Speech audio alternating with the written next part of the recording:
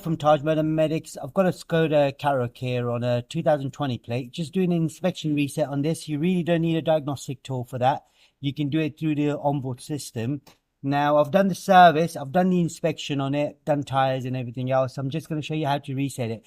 I've done the reset on the oil as well, but that is simple. It's same procedure, but you just got to do the oil instead of the inspection. So what I'm going to do first is I'm going to press and hold this button right here, right? And then I switch the ignition on. You'll see there, oil reset. I let go of the button, I press it again. That's done for the service interval. Okay, now we're going to do the inspection. So switch the ignition off, hold the button, switch the ignition on, wait till the inspection comes on, don't let go. Right, you let go now and then press it. So that's done as well. So what I'm going to do is switch it off, start her up, make sure we've got no inspection light coming on. Now, so obviously got a key battery fault as well. So you've got tire pressures, easy again, tire pressures are on board system.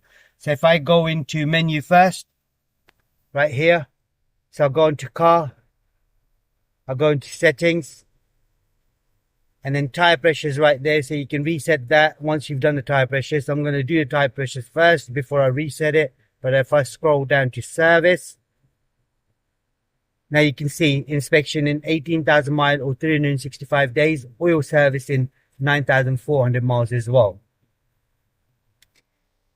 Right, that's all it was on this particular model. If there's anything else you need to know, comment us below. We'll try helping you as much as we can. There is a playlist for VWs as well and Skoda. You can check it out. Sorry, not VW, but Skoda. But they're all the same anyway. And there's a special thanks button as well. Don't forget to click on that. Thanks for watching. Goodbye.